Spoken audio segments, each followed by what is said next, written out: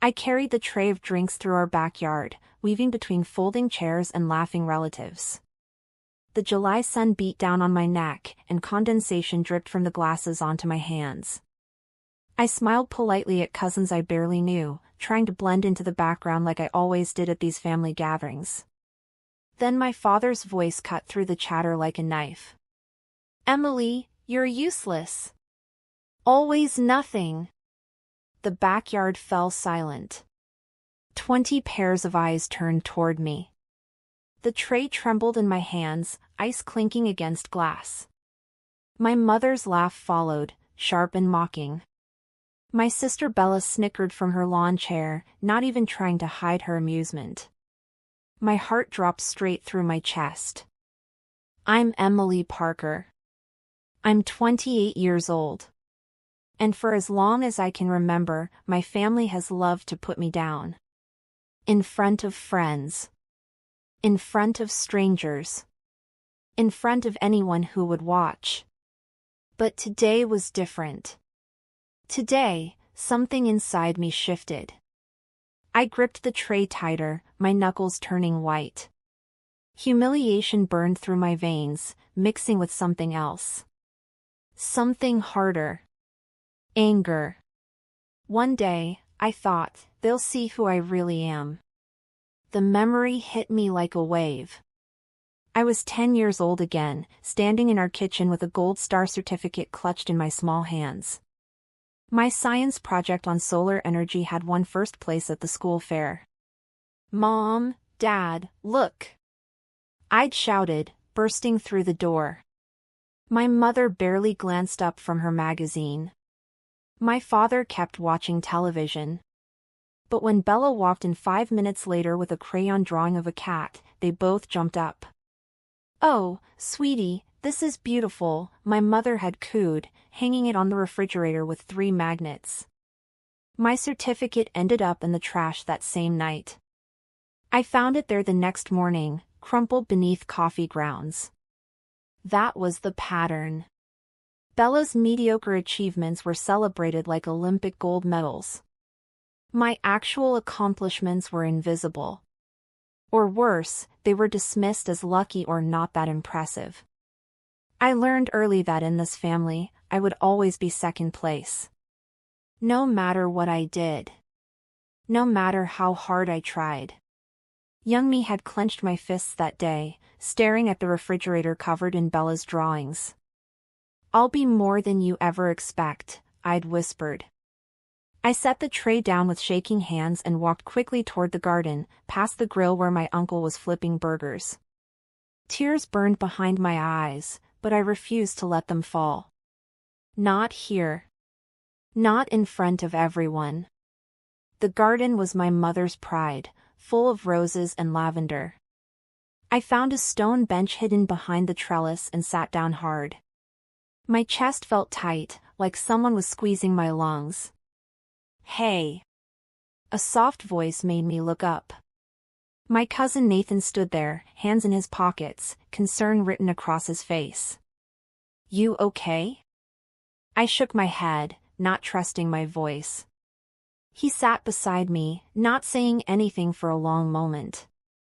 Then he offered a small, reassuring smile.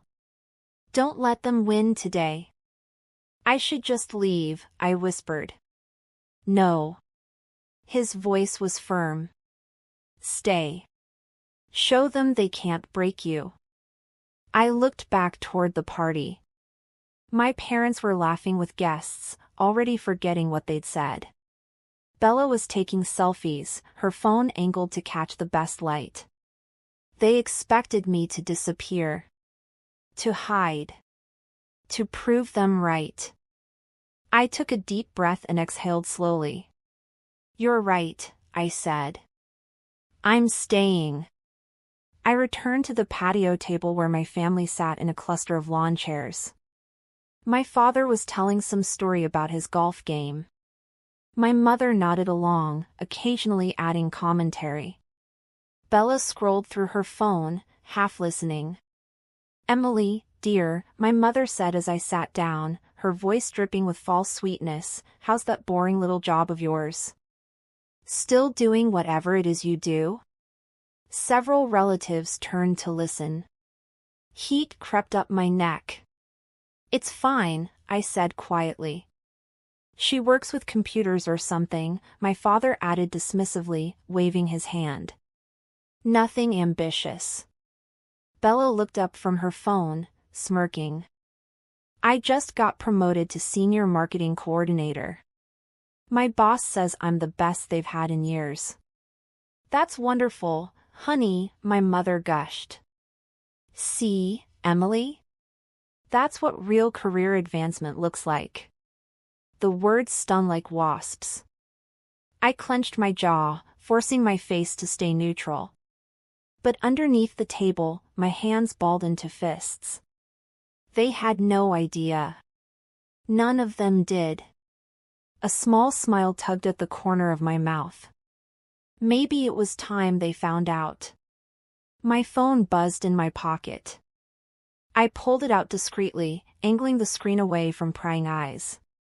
The email subject line made my heart skip, "Congratulations on the Sterling Industries contract." I opened it quickly, scanning the contents. My company had just landed one of the biggest tech clients in the region.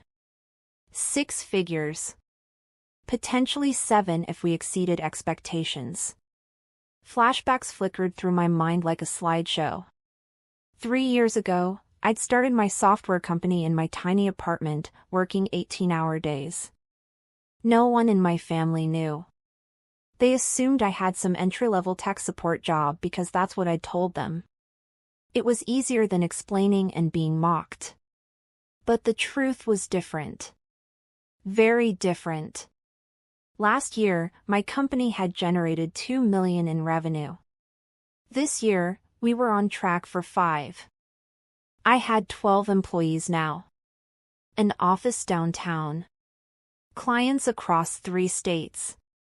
I glanced up at my family, still chattering away, still treating me like I was nothing. The audience watching this unfold would realize it now, I was far from useless. Far from nothing. I was just invisible by choice. Maybe one day, Emily, Bella said, examining her manicured nails, you'll do something impressive too. Like me. She smiled, all teeth, waiting for my reaction. I smiled back politely, taking a sip of my lemonade. Inside, rage bubbled like lava. Every dismissive comment, every eye roll, every time they'd chosen her over me, it all compressed into a tight ball of fire in my chest. But I kept my face calm. Neutral. Unbothered. Maybe, I said softly. Bella's smile widened. She thought she'd won. She always thought she'd won. My father launched into another story about Bella's college days, when she'd won some minor award for a group project. He told it like she'd single-handedly cured cancer. My mother added embellishments, making Bella sound like a genius. I sat there, mixing pride and suppressed anger into a dangerous cocktail. They had no idea what was coming. Nathan caught my eye from across the yard and raised his eyebrows questioningly. I gave him the smallest nod. Inside my head, I was already plotting. Not revenge, exactly. Just truth. Just letting them see what they'd been too blind to notice. Sometimes the best response isn't words. Sometimes it's just letting reality speak. Nathan wandered over as the conversation shifted to someone's vacation plans. He pulled up a chair next to mine, positioning himself so his back was to Bella. You know, he said quietly, you could just tell them the truth. About what? I asked innocently. About what you actually do. Who you actually are. He leaned closer. Let your work speak for itself. Make them notice without saying a word. Hope flickered in my chest. Nathan was the only one who knew. He'd helped me move into my office space last year. He'd been sworn to secrecy, and he'd kept his word. You think I should? I whispered. He smiled. I think you could turn this entire table around today. If you wanted to. The idea settled over me like a warm blanket. Not confrontation. Not yelling. Just quiet, undeniable truth. Bella's boss is coming later, Nathan added casually. Might be interesting. My pulse quickened. Bella had mentioned it earlier, bragging about how her boss wanted to meet her amazing family. A plan began forming in my mind, piece by piece, like a puzzle clicking into place. Yeah, I said slowly. Might be very interesting. A family friend, Mrs. Brennan, approached our table with a plate of potato salad. She'd known me since I was a kid. Emily, she said warmly. I saw that article about your company in the Business Journal last month.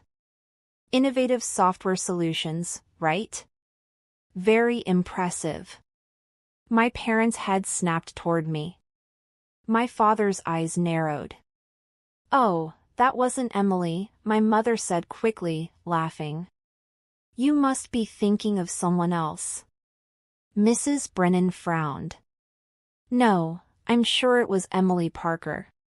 TechFlow Solutions? The cybersecurity software? Bella rolled her eyes. Mrs. Brennan, Emily just does basic IT stuff. You're confused. But Mrs. Brennan shook her head firmly. No, dear, I'm quite certain. My husband showed me. He was very impressed. The table fell into awkward silence. My parents exchanged glances. Bella's smile faltered slightly. I said nothing, just took another sip of my drink. The twist was subtle but powerful, outsiders were noticing my success, even if my family refused to. Mrs. Brennan patted my shoulder. Keep up the excellent work, dear. She walked away, leaving confused faces behind her. Bella stood abruptly, her voice too loud, too eager. Everyone, I have an announcement. The backyard conversations dimmed. All attention shifted to her. She loved this, being center stage.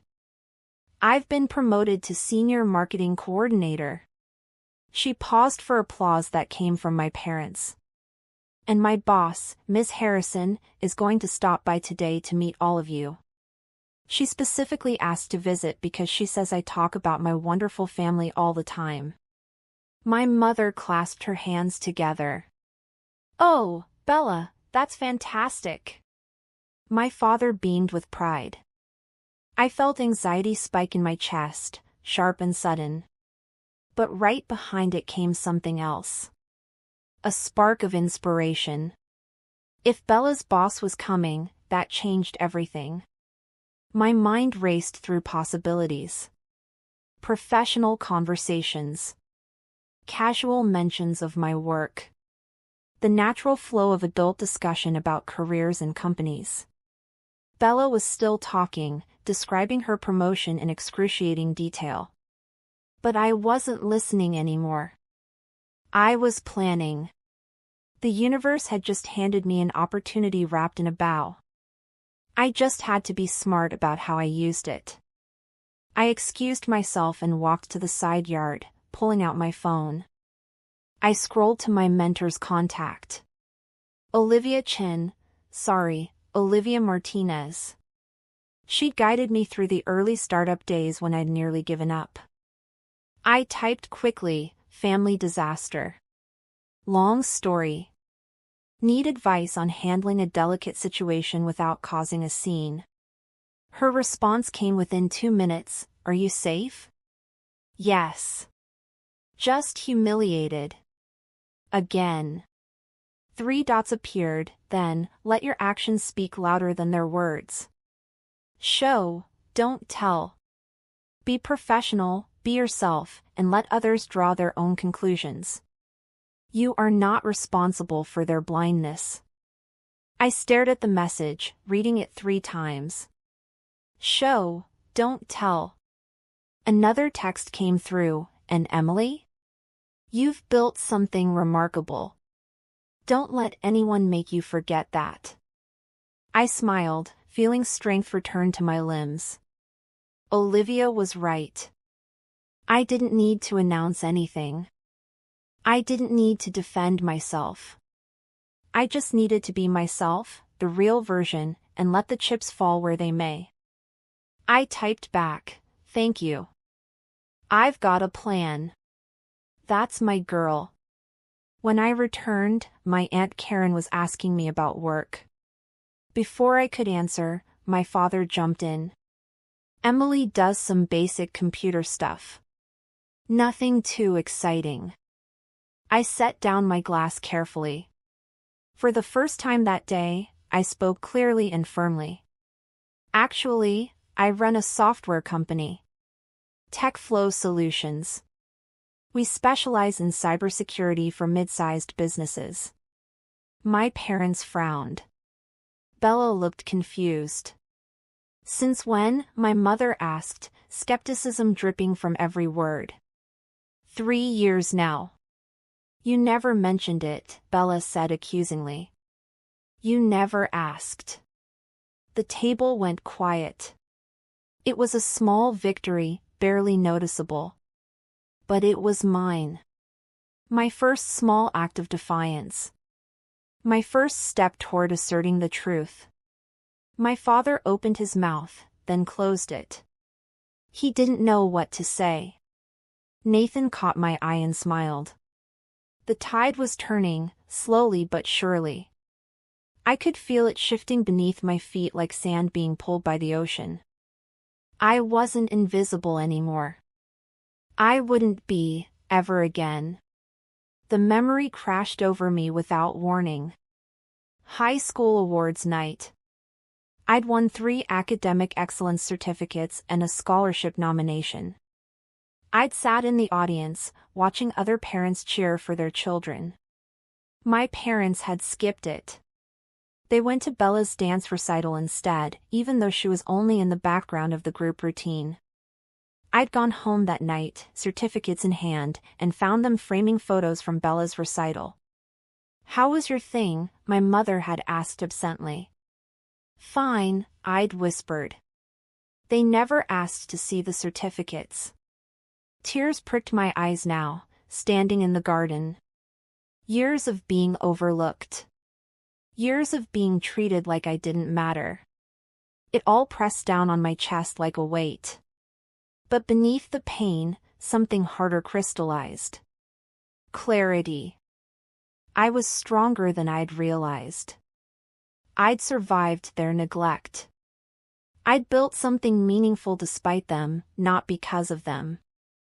I wiped my eyes quickly. "I will never be invisible again," I whispered to the roses. It felt like a vow. A promise to myself. Back at the party, conversations buzzed with new energy. Word had spread about Bella's boss visiting. People freshened drinks and straightened chairs. My mother fussed with the food table, making everything perfect. "Emily, try to be presentable," she hissed as she passed me. "Bella's boss is very important." I almost laughed. If only she knew. My pulse quickened. Suspense built in my chest like a gathering storm. This was the moment everything could change. Ms. Harrison would arrive, introductions would be made, professional conversations would happen. And then what? I wasn't entirely sure. But I knew one thing: I wouldn't hide anymore. I wouldn't shrink myself to make them comfortable. I wouldn't pretend to be less than I was. Bella paced near the driveway, checking her phone every 30 seconds. "She'll be here any minute," she announced to no one in particular. Nathan appeared beside me. "Ready?" "I don't know," I admitted. "You are," he said firmly. "Trust me." The audience watching this unfold would sense it too, the upcoming clash, the inevitable collision of truth and lies. It was coming. My father's brother, Uncle James, approached me with a beer in hand. He was different from the rest of the family, quieter, more observant. "You know," he said, "you always were the smart one. Even as a kid." My parents, sitting nearby, didn't react. They simply ignored him. "Thank you," I said softly. "I mean it." He looked at me seriously. "You've got something your sister doesn't. Real intelligence. Real drive. I've always seen it." Bella overheard and scoffed. "Uncle James, you're sweet, but Emily's just—" "Just what?" he interrupted, his voice sharp. "Just successful in ways you don't understand?" The tension at the table spiked. My mother tried to laugh it off. My father changed the subject quickly. But I caught Uncle James's eye, and he winked. An unexpected ally. Someone who saw me. Really saw me. I smirked, just slightly. The recognition I'd craved wasn't going to come from my parents or Bella. But it was coming. From people who mattered. From people who paid attention. Ms. Harrison's arrival was going to shift everything. I could feel it in my bones. I retreated to the bathroom inside the house, locking the door behind me. The tears came then, hot and overwhelming. I braced my hands on the sink and let them fall. Years of belittlement crashed over me in waves. Every dismissive comment. Every time they'd chosen Bella. Every moment I'd been invisible. Why did I ever crave their approval? I whispered to my reflection. My mascara smudged. My eyes were red. I looked broken. But I wasn't. Not really. I'd built a life they knew nothing about. I'd created success they couldn't comprehend. I'd become someone remarkable, not because of them, but despite them. The loneliness of it all hit me hardest. How isolating it was to achieve things and have no one to share them with. No one who cared. But then I thought of my team at work. My employees who respected me. My clients who trusted me. Olivia, who believed in me. I had people. Just not these people. I wiped my tears, fixed my makeup, and stared at myself hard. "You don't need their approval," I said firmly. "You never did." I unlocked the door and walked back outside, my determination renewed, stronger than before. I returned to the backyard calm and poised. My parents were discussing vacation plans. Bella was reapplying lipstick. Nathan gave me a thumbs up from across the yard. In my head, the plan was forming clearly now. I wouldn't announce anything. I wouldn't make a scene. I'd simply be professional when Ms. Harrison arrived. I'd engage in normal adult conversation. If my work came up naturally, I'd discuss it naturally. No drama. No confrontation. Just reality, presented calmly and confidently. The beauty of it was simple, I didn't have to prove anything. The truth would prove itself. A car pulled up to the curb. Bella jumped to her feet. "She's here," she squealed. My heart hammered. This was it.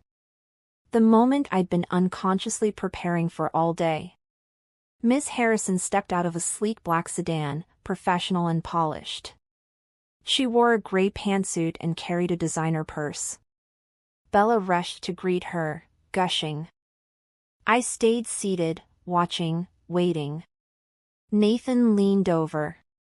"Show time." I nodded, my mouth dry. Ms. Harrison was arriving early. Earlier than expected. The storm was about to break. Bella brought Miss Harrison to our table, introducing her to everyone. My parents stood, shaking hands, laying on the charm thick. "This is my sister, Emily," Bella said dismissively, gesturing toward me like an afterthought.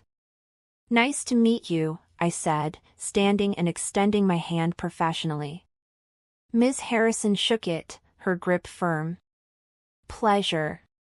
"Emily does IT stuff," Bella added quickly, trying to move the conversation along.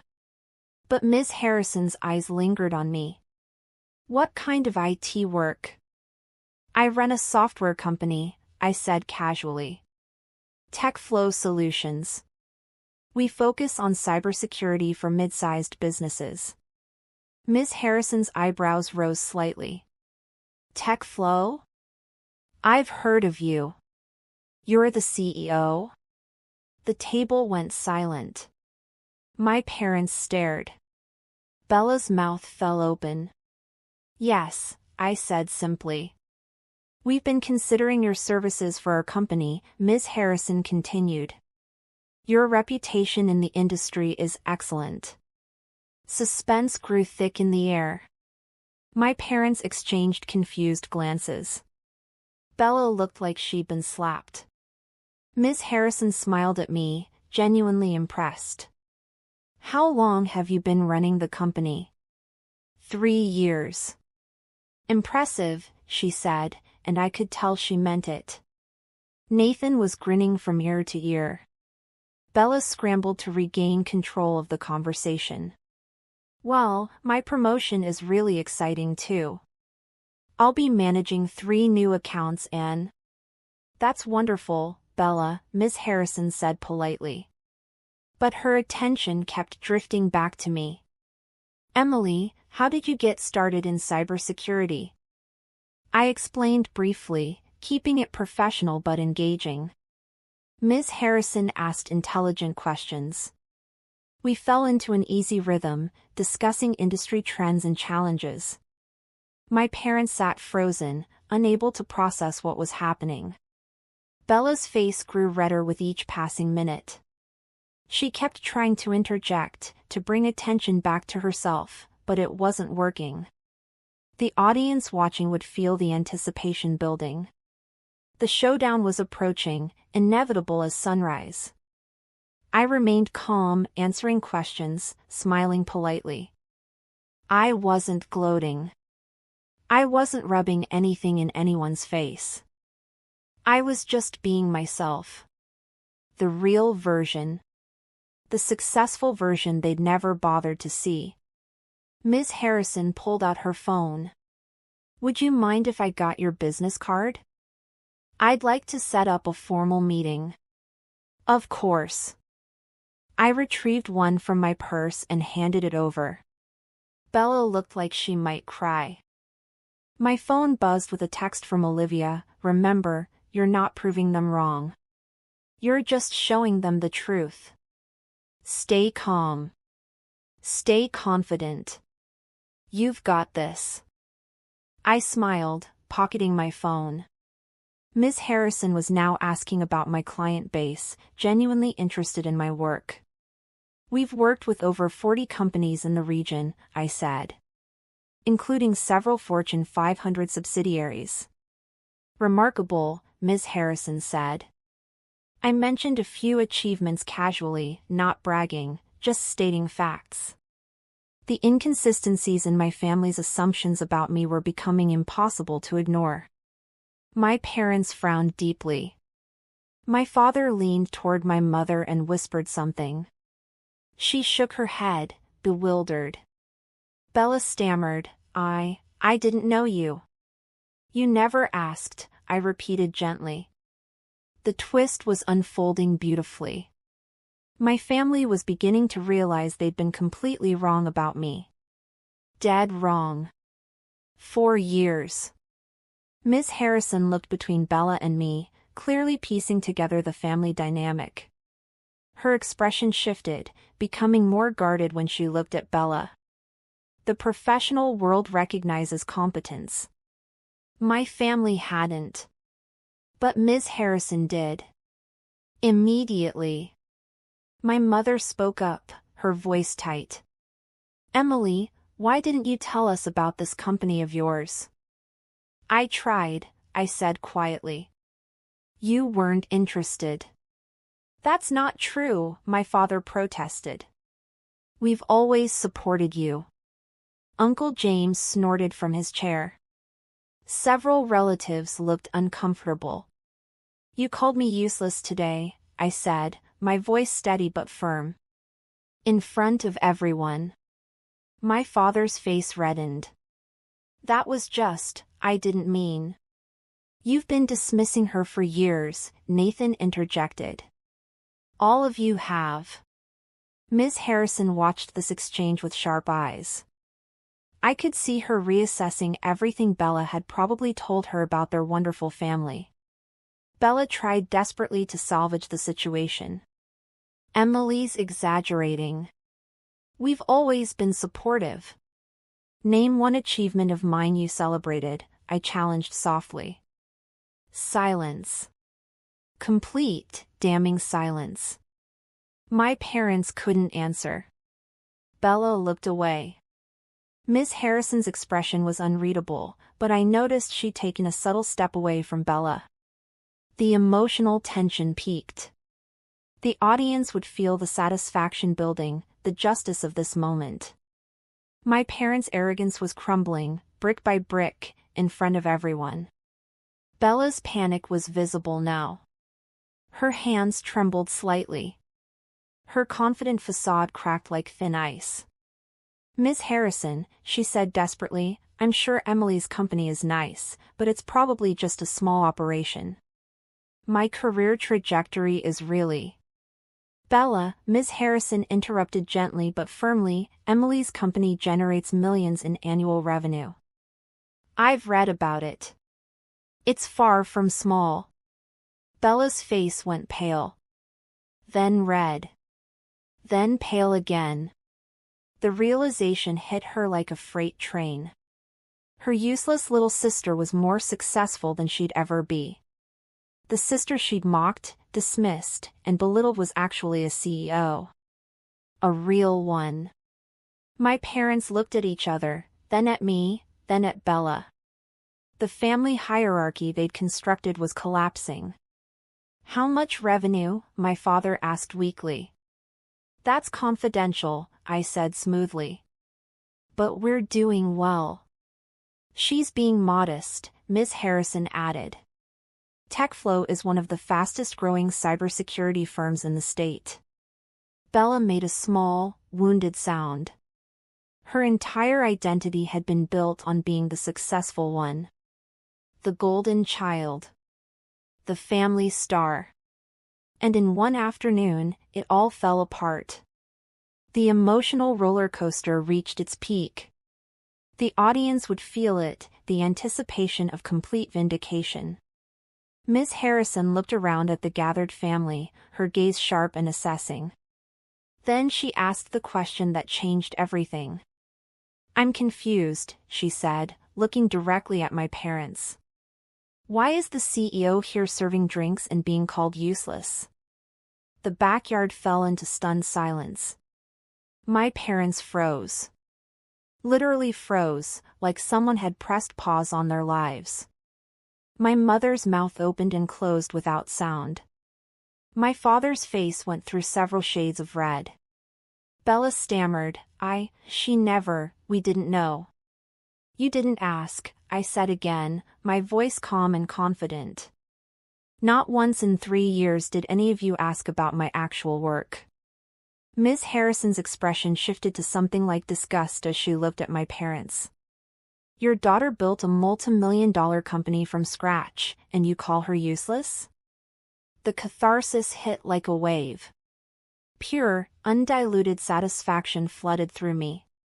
Not from their pain, but from finally being seen. Being recognized. Being vindicated. I detailed my company's success calmly. The contracts we'd won. The industry awards. The employees I'd hired.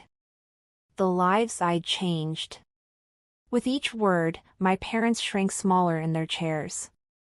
Bella put her face in her hands. The audience would feel this moment deeply. Joy. Satisfaction. Emotional release. Justice, served cold and perfect. My mother tried to recover. Well, we're very proud of you, Emily. We always have been. No, I interrupted firmly. You haven't. And that's okay now. I don't need your pride. Uncle James started clapping slowly. Nathan joined him. Then Mrs. Brennan. Soon, half the backyard was applauding. My parents sat in their chairs, publicly humiliated. Not by me screaming or causing a scene, but by simple truth. By the reality they'd refused to see. Bella wouldn't meet my eyes. Her hands clutched her phone like a lifeline, but there was no escape from this moment.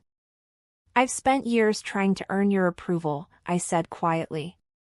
Trying to make you see me. But I realize now that was never going to happen. You'd already decided who I was. Who Bella was. Nothing I did would change that. My father started to speak, but I held up my hand. I forgive you, I said. But I'm done trying to prove myself to you. Ms. Harrison nodded approvingly. She understood. The professional world recognized merit. My family never would. The revenge wasn't cruel. It was just firm.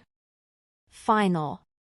A door closing on a chapter of my life that had caused too much pain. I glanced around at my family, feeling serene for the first time in years.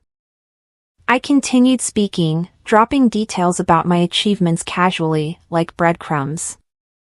The contract with Sterling Industries. The partnership with a national security firm.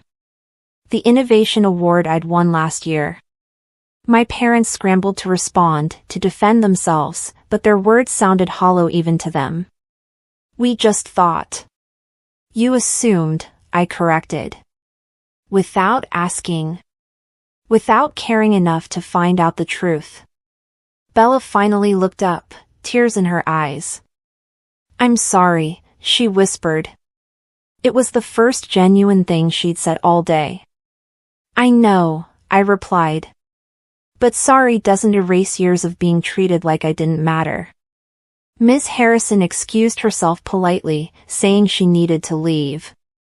As she passed me, she leaned in and whispered, You're impressive, Emily. Don't let anyone convince you otherwise. Thank you, I said. She shook my hand one more time, her grip firm and respectful. Then she gave Bella a polite nod and walked to her car. I watched her drive away, satisfaction settling deep in my bones. The audience would feel it too. The sweet, perfect satisfaction of watching someone underestimated prove everyone wrong.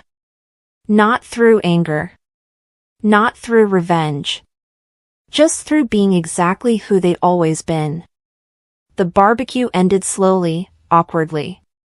Relatives filtered away, some offering me quiet congratulations, others avoiding eye contact entirely. My parents stayed in their chairs, silent and shaken. Bella disappeared into the house, and I didn't follow her. Nathan walked me to my car as the sun began setting. That was incredible, he said, grinning. It was necessary, I replied. You okay?